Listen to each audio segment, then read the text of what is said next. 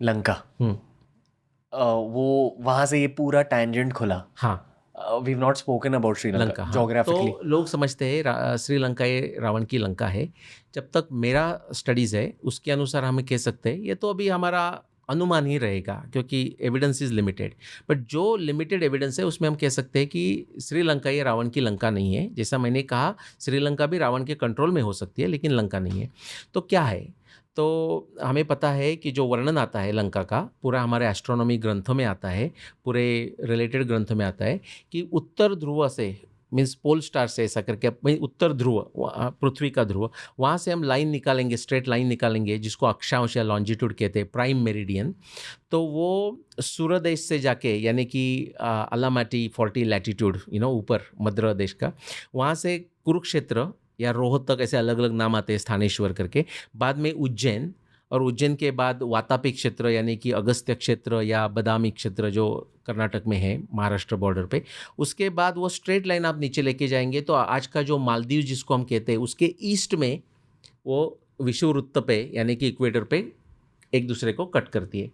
वो जगह रावण की लंका का जगह है जहाँ आज कुछ भी नहीं है, एकदम बहुत ही ऐसा विशाल डीप ओशन है।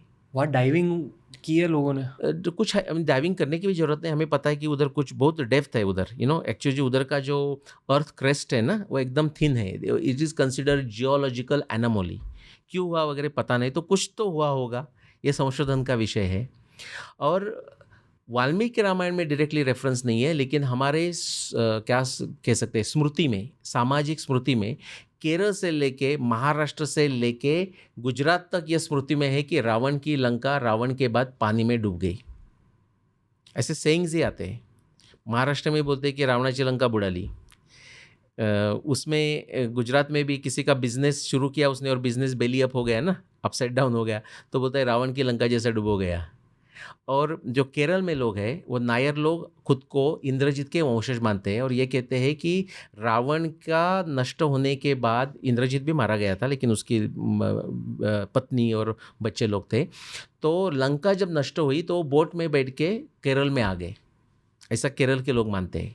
पॉल ब्लैंचॉन, जेम्स शॉ 1995 का जो ओशनोग्राफी का पेपर है उसमें हमें दो कृष्ण की द्वारका के लिए परफेक्ट एविडेंस मिलता है।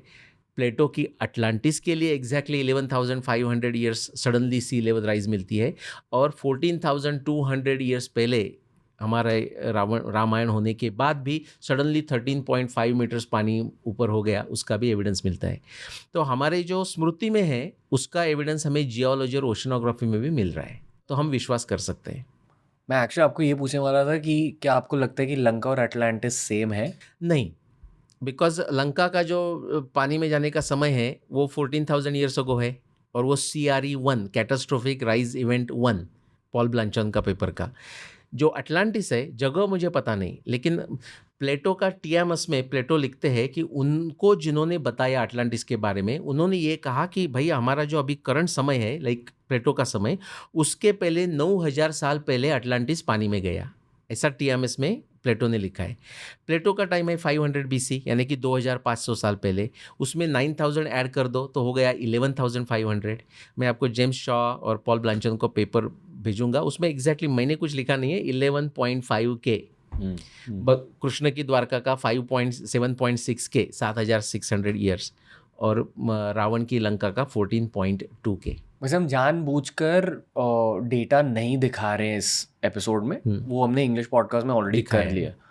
जितने भी जेनेटिक स्टडीज़ की बातें हुई हैं, ये ओशनोग्राफी। करेक्ट। बट आपसे एक सवाल पूछना चाहूँगा कि आपको क्या लगता है कि ये जो ओशन राइज हुआ रावण की लंका के डूबने की वजह जो थी, any reason it could have happened? Very likely reason पता है हमें उसका, सबका तीनों का ही पता है, तीनों जो 3 कैटास्ट्रोफिक राइज इवेंट, शायद 11.5 का मुझे इतना क्लियर पता नहीं है। Very very consistent data worldwide मिल जाता है। जो 14.2 का जो रावण का है ना, वो बेसिकली क्या हुआ, जो पोल है ना, जो बे ऑफ हडसन बे का जो पोल है वो आर्टिक सी के तरफ शिफ्ट होने लगा। हाँ, तुरंत हुआ नहीं, वो जो क्या होता है actually it's a very catastrophic process, हो रहा है स्लो जा रहा है और एकदम सडनली फास्ट चेंज होता है रैंडमली। हाँ, रैंडमली कह सकते हैं आप। ये ये चार्ल्स हैपगुड का पाथ ऑफ द पोल करके पुस्तक है, लोगों को वो पढ़ना पड़ेगा। और पीरी रीस मैप करके भी बुक पढ़ना पड़ेगा। मतलब ये 2026 में भी हो सकता है, 2026 में भी हो सकता है, हाँ क्या पता। अप्रॉक्सीमेटली 15,000 साल में हो रहा है। तो रामायण के समय में समझ लो हो गया तो 14,000 साल हो गए है ना, मतलब अगले 1000 साल में 1000 साल में हो सकता है। और अचानक होगा वो, वाओ, अचानक होगा यानी कि वो विमान कैसा स्लोली घूम रहा है और एक सडनली स्पीड कैचअप करता है, ऐसे समय का जो होता है वो एकदम फास्ट हो जाता है। तो उसके कारण जो नॉर्थ अमेरिका कनाडा के जो आइस हुआ था, तो उत्तर ध्रुव दूर हो गया, तो वहाँ की जगह वार्म हो गई, तो वहाँ का पानी स्पेशली अटलांटिक ओशन का पानी मेल्ट हो गया। तो उधर का जो गल्फ स्ट्रीम था ना, तो गल्फ स्ट्रीम भी ओपन हो गया, बिकॉज गल्फ स्ट्रीम के कारण वेस्टर्न यूरोप भी बर्फ के नीचे गया था। गल्फ स्ट्रीम उन्होंने ब्लॉक कर दिया था उधर के आइस यानी।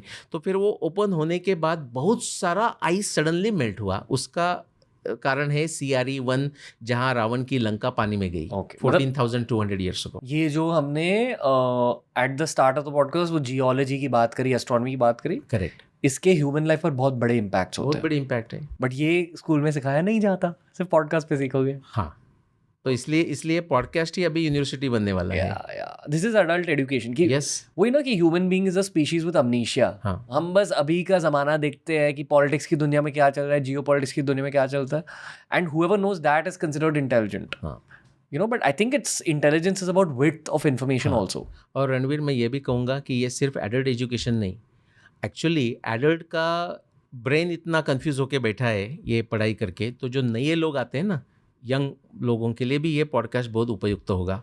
इवन मैक्स प्लैंक जो नोबेल लॉरेट है फिजिक्स के, वो क्या कहते हैं, विज्ञान की प्रगति कैसी होती है, you know it's a sad story, but वो बोलते हैं कि हाउ डज विज्ञान progresses, no science progresses. Do you know what is his famous quote? He says one funeral at a time. कि जो पुराने लोग अपने दिमाग में डॉगमेटिक थॉट्स लेके बैठे हैं, वो जब नष्ट हो जाते हैं, और जो हमारे जैसा अभी डिस्कशन हो रहा है नया संशोधन का, वो जब नए बच्चे लोग ये संशोधन पहले से सुन रहे, बचपन से सुन रहे, तो उनको एक्सेप्ट करने में इतना प्रॉब्लम नहीं होता जितना बूढ़ा लोगों को प्रॉब्लम होता है। So therefore one funeral at a time ये प्रगति होती है। True for everything bad in the world. Yes, good and bad. True for everything good also in the world. Good also. Wow, okay. तो effectively आप कह रहे हो कि लंका कहीं तो इक्वेटर के पास। हाँ, मालदीव्स के पूर्व में, मालदीव्स के पूर्व में। और ये वर्णन आपको सब जगह मिलेंगे। वाल्मीकि रामायण का मैं वर्णन देता हूँ कि समझ लो पहले हनुमान जब ढूंढ रहे हैं तो वो कहाँ भी जा सकते हैं, ठीक है, बिकॉज सुग्रीवी कहते हैं हमें पता नहीं रावण ने कहाँ उसको छुपा रखा होगा, लेकिन जब उनको एग्जैक्टली पता चला है कि लंका में है, और वहाँ से हनुमान जी वापस आते हैं, सब दक्षिण दिशा की पार्टी आती है, अभी तो उनको एग्जैक्ट लोकेशन पता है ना, तो वो लोकेशन की तरफ ही जाएंगे। तो समझ लो वो श्रीलंका होती थी 1 मिनट के लिए। तो हम्पी बेलारी से, कि जो उत्तर कर्नाटक में है, मैं एक्चुअली प्रवास किया हूँ, रामेश्वरम से लेके महाबलीपुरम, चेन्नई, लेपाक्षी करके बेंगलोर से जाके मैं हम्पी बेलारी तक गाड़ी से प्रवास किया ये लैंडस्केप देखने के लिए। तो वहाँ से मैंने जैसा प्रवास किया उल्टा वैसा प्रवास करके जाते थे रामेश्वरम, ऐसे गए नहीं है। जो पूरी आर्मी जाती है एक्चुअली वो तो इजी पाथ है, फ्लैट पाथ है, लेकिन वो जो पूरा माउंटेन रेंज है ना हमारा, सह्याद्री, मलय, नीलगिरी, वैसे जा रहे हैं वो नीचे। क्यों? बिकॉज उनको केरल की तरफ जाना है और उसके बाद मालदीव्स की तरफ उनको जाना है। ओके, तो ये जो कन्याकुमारी, रामेश्वरम, कन्याकुमारी का संबंध है, because Kanyakumari is practically border of Kerala. और यहाँ जो महेंद्र पर्वत का वर्णन सुग्रीव करते हैं, वो महेंद्र पर्वत आज केरल और कन्याकुमारी के बॉर्डर पे है। और जैसा मैंने आपको प्रारंभ में बोला कि उत्तर में ध्रुव तारा ब्रह्म राशि होके बैठा था, ऐसा कॉम्बिनेशन है कि जब ब्रह्म राशि ध्रुव तारा बनते उत्तर में, एग्जैक्टली सेम टाइम अगस्त्य का जो तारा है कैनोपस, वो दक्षिण में ध्रुव तारा बनते, उसका वर्णन भी रामायण में आता है। तो ऐसा वर्णन आता है, ये रूपा भाटी जी का संशोधन है रामायण से, कि सुग्रीव बोलते हैं कि आपको अगस्त्य देखना है तो आपको पूरा भारत के दक्षिण तक, जब तक लैंड है तब तक जाना पड़ेगा, वो भी सफिशिएंट नहीं, आपको महेंद्र पर्वत के ऊपर चढ़ना पड़ेगा, तभी आपको अगस्त्य दिखेगा। आज तो अगस्त्य मुंबई से दिखता है, दिल्ली से दिखता है, क्योंकि अगस्त्य अभी पोल स्टार नहीं है, लेकिन 14,000 साल पहले था, और अभी भी आगे 12,000 साल के बाद फिर होगा। ओके, नीलेशोक 101 अभी खत्म। But is there a point which you just want to leave the audience with, specially ये क्योंकि हम रामायण स्पेशल बना रहे हैं यहाँ। मैं एक मिनट लेके प्लीज प्लीज ठीक है। मैं यही कहना चाहता हूँ कि ठीक है, कभी लोग कहेंगे कि ये इतिहास तो ठीक है, हमें एग्जैक्टली टाइम भी पता चला, जियोग्राफी भी पता चली, बहुत सारा रोमांचक बातें पता चली, लेकिन उसका हमें आज क्या फ़ायदा? तो उसके बारे में मैं 2-3 बातें कहना चाहता हूँ। बातें तो बहुत है, हमें हमारा इतिहास पता नहीं ना, तो हमारी अवस्था ऐसी है कि हम एक लीफ है, एक पत्ता है, एक कोई पेड़ का पत्ता है, ये पत्ता को पता नहीं कि ये कौन से पेड़ से आया, ऐसी हमारी अवस्था हो जाती है। फिर मैं दूसरे जॉर्ज ऑरवेल करके जो फेमस ब्रिटिश ऑथर होके गए उनको कोट करता हूँ। उनका कोट तो सब भारतीय ने सुनने के लिए ज़रूरी है, इसलिए कि ये इतिहास लोगों को लगता है इतिहास से क्या करना, अरे इतिहास से सब कुछ है, क्योंकि हमें राष्ट्र बनाना है तो उसके लिए चारित्र बनाना पड़ेगा, और चारित्र हमें रामायण और महाभारत से समझता है। जीजाबाई शिवाजी की माँ, उन्होंने रामायण महाभारत की कथा छत्रपति शिवाजी को बताई, तो इसलिए स्वराज्य का निर्माण हुआ। ये जो बात होता है वो। और फिर जॉर्ज ऑरवेल ने कहा कि आपको कोई समाज को, आपके कोई राष्ट्र को, आपको कोई एक पर्टिकुलर ग्रुप ऑफ पीपल को गुलाम बनाना है, स्लेव बनाना है, तो बहुत इजी है। आपको सिर्फ ये करना है कि उनके इतिहास के बारे में जो उनका प्रॉपर अंडरस्टैंडिंग है उसको भ्रम में निर्माण कर दो, उसको भ्रमित कर दो, वो आपके हाथ में गुलाम होकर काम करेंगे। वही भारतीय लोगों ने किया है। तो ब्रिटिशों ने बोला कि हम उसको स्लेव कैसा बनाएंगे, तो इसलिए उन्होंने मैकॉले का एजुकेशन सिस्टम लाया और हमारा पूरा जो इतिहास का हमारा जो ज्ञान था वो भ्रमित कर दिया। इसलिए हमें भारत का पुनर्निर्माण करना है तो हमारे ऑन आवर ओन टर्म्स, जैसा वाल्मीकि हमें इतिहास समझना चाहते हैं, व्यास जैसा हमारा इतिहास समझना चाहते हैं, वैसा ही हमें इतिहास समझना पड़ेगा।